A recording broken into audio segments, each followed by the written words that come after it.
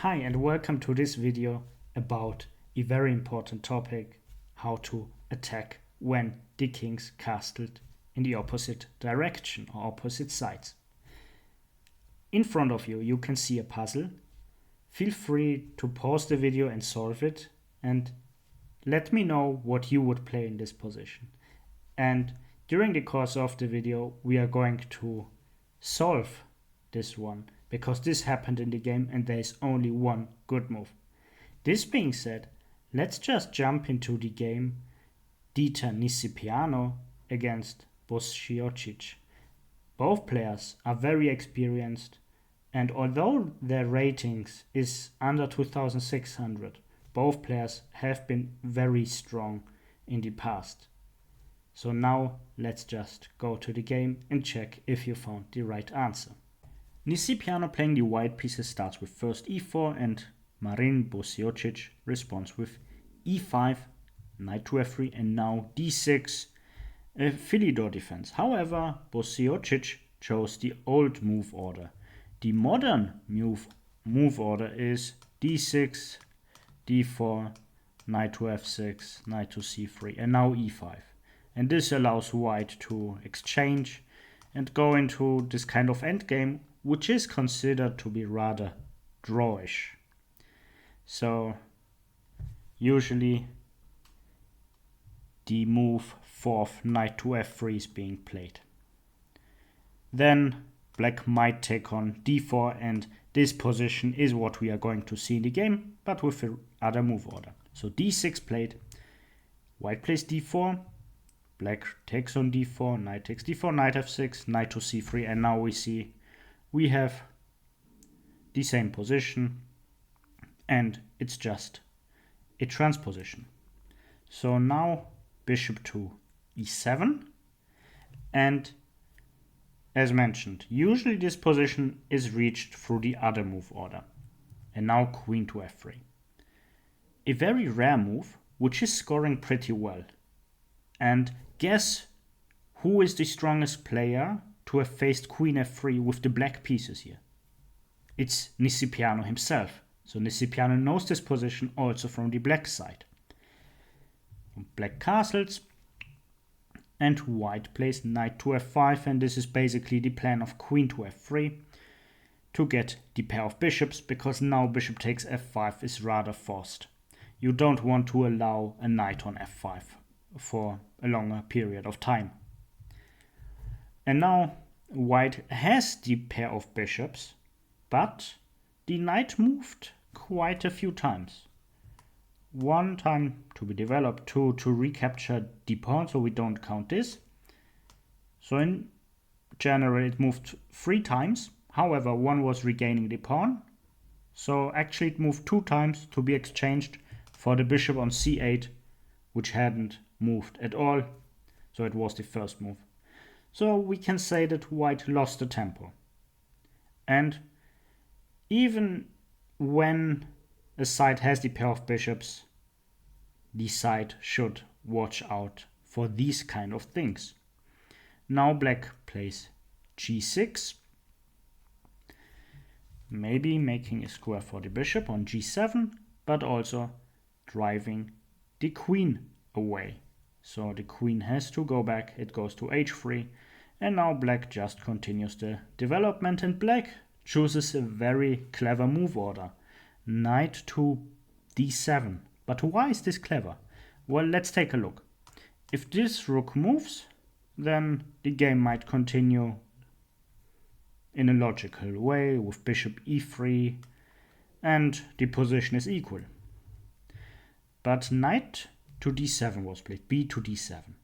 And this invited white to play bishop h6, a move which is strange.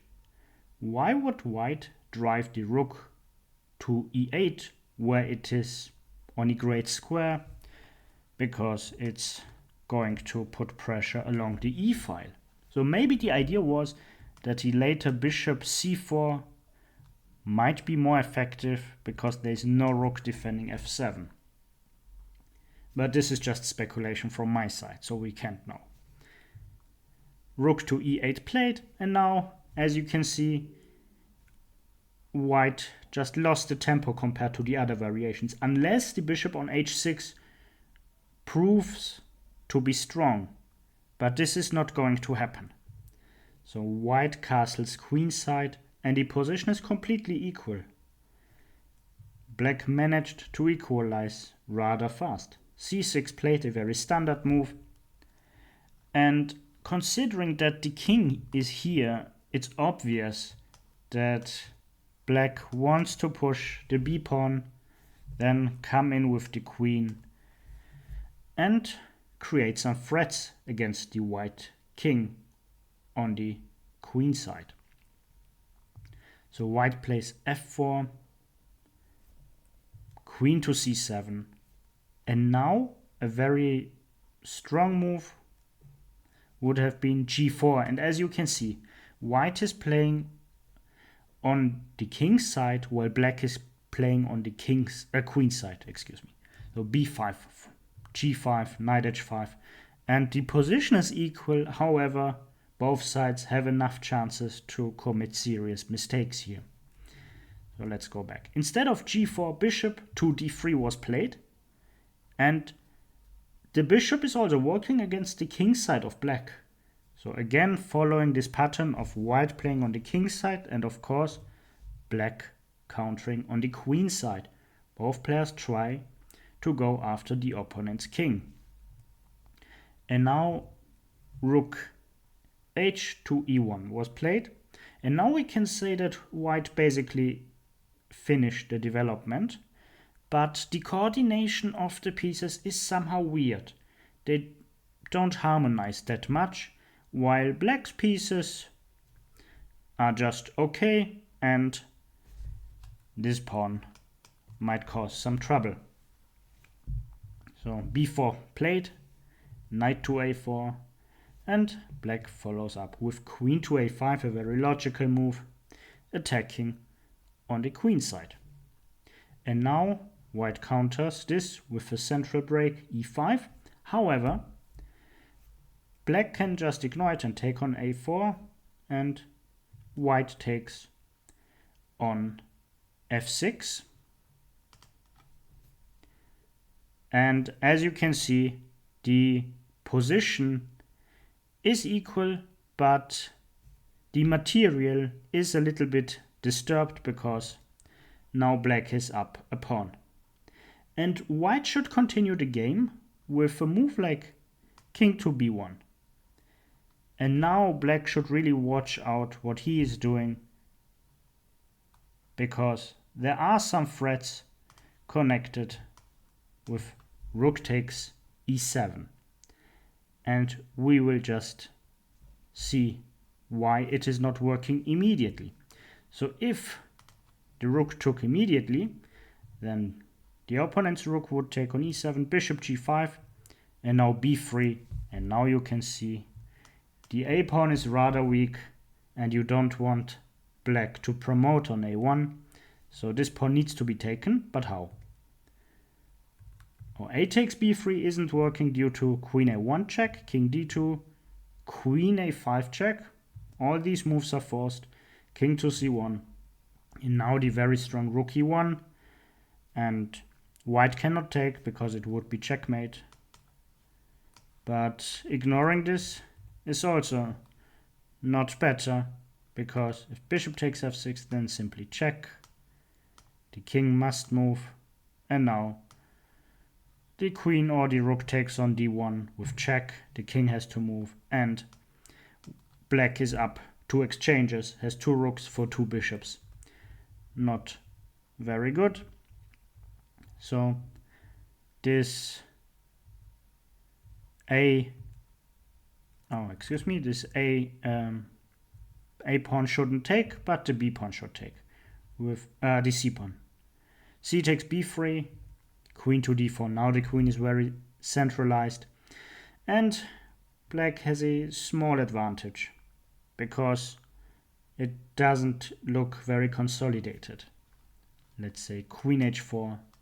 The rook has to protect the knight, and this position doesn't look very promising for black at the first sight, so it's hard to make progress here and watch out for all the threats that might come. So b3 is dangerous but can be met with c takes b3. So what are other moves? Well, the game move, bishop to c4, is a mistake. And this is the position where you were, or which you saw in the beginning and were asked what you would play here. And the only move guaranteeing an advantage to black here is d5.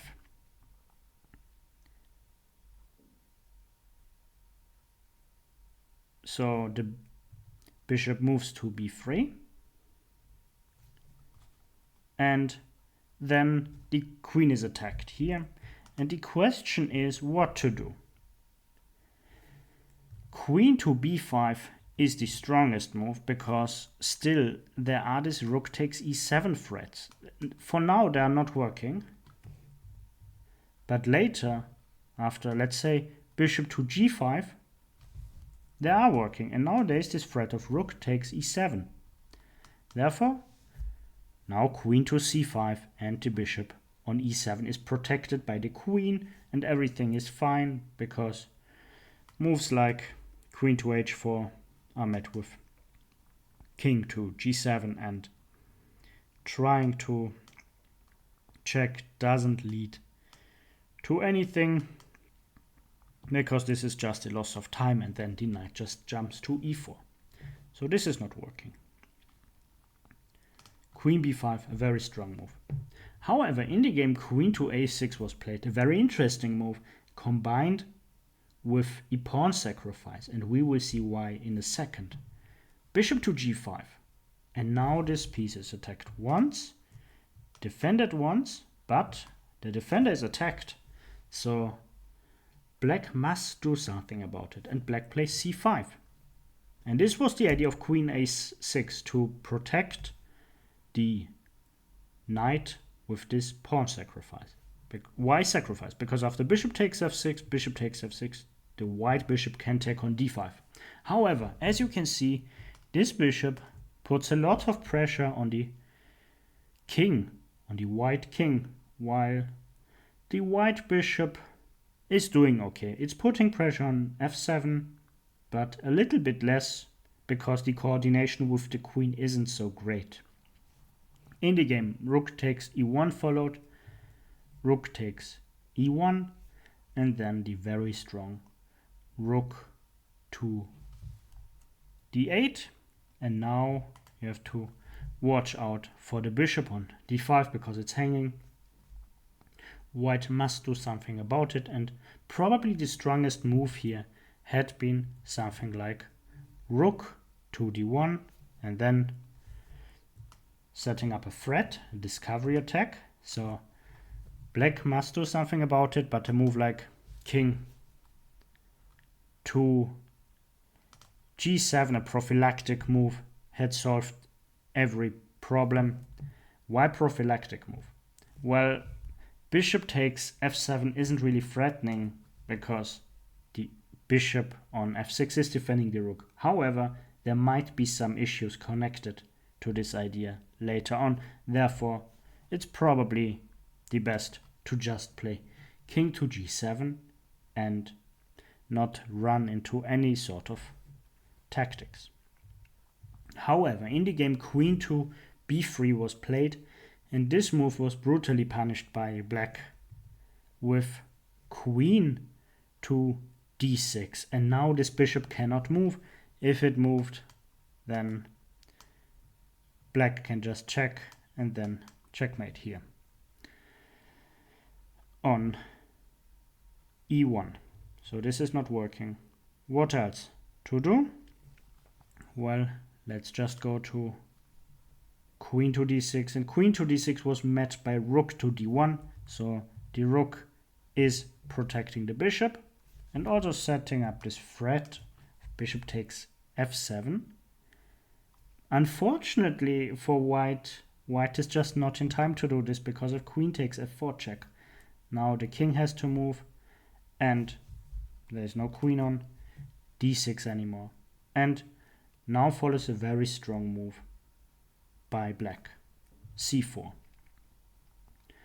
And now there's simply no way for white to take the pawn without losing material or being checkmated.